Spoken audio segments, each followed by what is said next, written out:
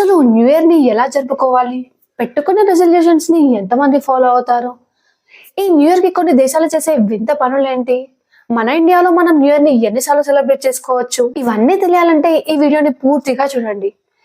New year వేడుకలను అప్పుడే ప్రారంభించి ఉంటారు.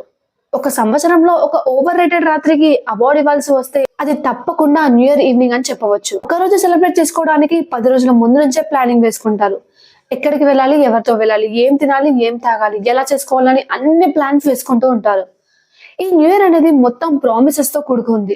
ఈ ఒక్క రోజు ఎంజాయ్ చేయాలి, కానీ రేపటి నుంచి ఎక్సర్సైజ్ చేయాలి, ఫుడ్ కంట్రోల్ పెట్టుకోవాలి, చదువుకోవాలి, ఇలాంటి రిజల్యూషన్స్ పెట్టుకుంటారు.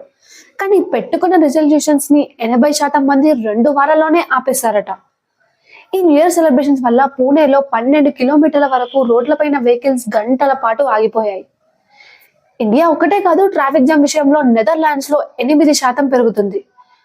హోటల్స్ మామూలు కన్నా కూడా 50% ఎక్కువగా పెరుగుతూ ఉంటాయి.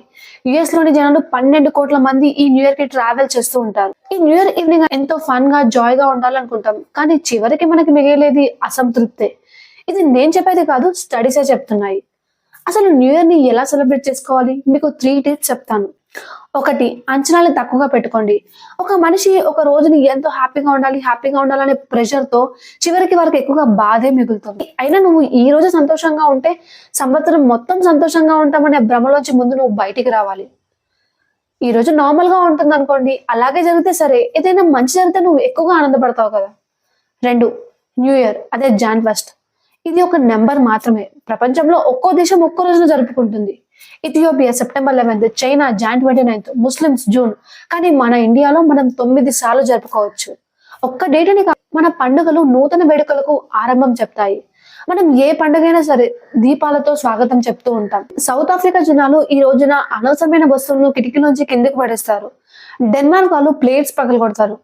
ఇండియానా వాళ్ళు వాటర్ మిలన్స్ పడేస్తారు. కొన్ని దేశాలు తింటూ స్వాగతం పలుకుతారు. స్పెయిన్ లో గ్రేప్స్ తింటారు. బ్రెజిల్ వాళ్ళు పప్పులు తింటారు. 3, ఈ న్యూ ఇయర్ ని మీరు ఎలాగైనా సెలబ్రేట్ చేసుకోవచ్చు. పర్టికులర్ గా ఇలాగే అని చెప్పలేం.